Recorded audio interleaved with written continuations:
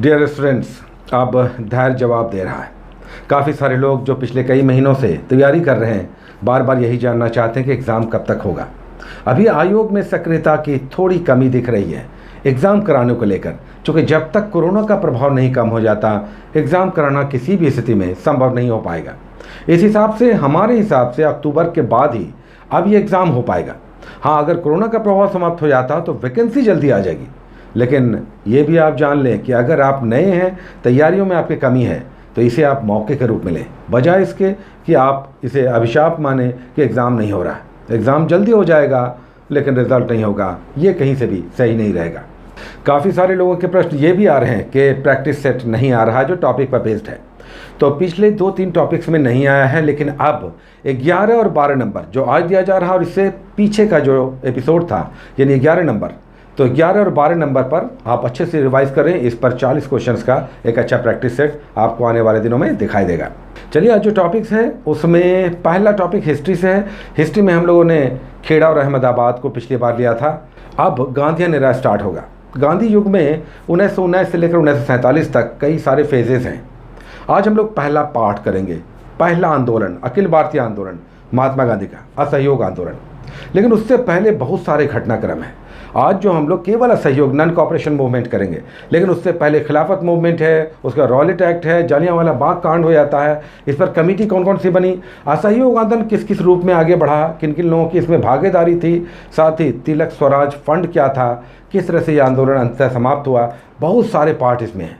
तो आज आप करेंगे 1919 से लेकर 1922 तक। याद रखें, स्वराज दल या स्वराज पार्टी नहीं करना है, उससे पहले करना है।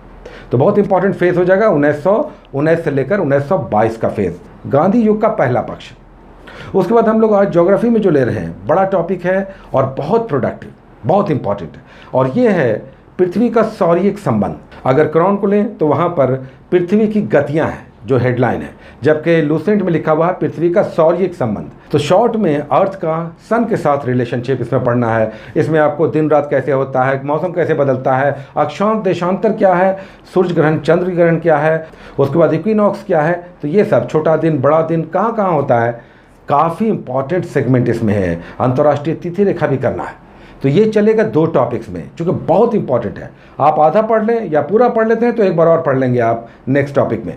यानी ये ज्योग्राफी का ऐसा टॉपिक है जिसमें भरे हुए हैं प्रश्न, तो इसे आप अच्छे से करें। उसके बाद हम लोग साइंस का एक टॉपिक लेते हैं। हम लोगों ने विलयन लिया, ऑक्सीकरण अवकरण किया। नेक्स्ट टॉपिक केमिस्ट्री हम लोग कर रहे हैं। केमिस्ट्री हम लोग समाप्त कर लेंगे, तब बायोलॉजी या फिजिक्स उठाएंगे। आज हम लोग का टॉपिक है again carbon and its compound. पहले भी हम लोग कर चुके हैं। अगर आप पुराने स्टूडेंट हैं, पहले से फॉलो कर रहे हैं, तो हम लोग ये टॉपिक 2 बार कर चुके हैं। लेकिन अगर कर चुके हैं तो हम बहुत सारे पक्ष को भूल भी चुके हैं। ये भी हमें समझना होगा, पीछे के बहुत सारे पक्ष हम लोग भूलते भी जाते हैं। तो रिवीजन इज अ मस्ट। आज हम लोग कार्बन और उसके यौगिक यानी कार्बन से कंपाउंड करेंगे। इस टॉपिक में आपको संश्लिष्ट रेशे यानी सिंथेटिक फाइबर से पहले के पार्ट को करना है। हीरा करना है, ग्रेफाइट करना है। कार्बन क्यों इतने सारे कंपाउंड बनाता है इसे समझना है। उसके बाहुलीकरण पॉलीमराइजेशन समझना है, और हाइड्रोकार्बन यहाँ पे दिया हुआ है। तो ये 3-4 पक्ष हैं। ये कार्बन एंड इट्स कंपाउंड के साथ आपको पढ़ना है। ये भी 2 दिन चलेगा, बहुत इंपॉर्टेंट टॉपिक है। उसके बाद हम लोग करते हैं 4 बिहार के टॉपिक्स, जिसमें आज बिहार का टॉपिक होगा पहला टॉपिक। हम लोग बिहार के बहुत सारे आंदोलन करके इसे समाप्त कर चुके हैं। आज हम लोग कर रहे हैं बिहार का फॉर्मेशन कैसे हुआ, आधुनिक बिहार का निर्माण, इसका गठन कैसे हुआ, इसी को समझना है। चारों ही बुक्स के यहाँ पर पेजेस आपको दिए जा रहे हैं। उसके बाद हम लोग नेक्स्ट टॉपिक करते हैं एक पर्सनैलिटी। आज पर्सनैलिटी है स्वामी श्रद्धानंद। बहुत सारे बुक्स में इसके डिटेल्स नहीं है, आपको नेट पे जाना पड़ेगा। बहुत ही कम बल्कि डिटेल्स हैं, आपको नेट पे ही जाना पड़ेगा।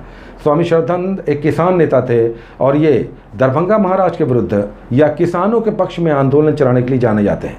1919 से 20-21-22 का फेज बड़ा महत्वपूर्ण है स्वामी श्रद्धानंद के संदर्भ में। तो इसे आप कर लेंगे पर्सनैलिटी में। और उसके बाद हम लोग एक ज़िले लेते हैं। तो किशनगंज के बाद आप आगे बढ़ेंगे। तो अब हम लोग उत्तर में पूर्व से पश्चिम जाएंगे, उत्तर में पूर्व से पश्चिम जाएंगे, यानी नेपाल से लगे हुए ज़िलों को करेंगे। तो आज है अररिया। अररिया के डिटेल्स लेना है आपको। यहाँ पर क्या कुछ महत्वपूर्ण है, नेशनल हाईवेज है, नदियाँ हैं, उसके नेपाल के साथ किस तरह से सीमा इसकी लगती है, और भी दूसरे महत्वपूर्ण पक्ष। और फिर हम लोग करेंट अफेयर्स करते हैं। बिहार के करेंट अफेयर्स में हम लोग बिल्कुल अपडेट होकर चल रहे हैं। 1 अगस्त से लेकर 4 अगस्त तक आपको करंट अफेयर्स करना है बिहार का। ये आपको बहुत कम मिलेगा बुक्स में, मैगजीन्स में।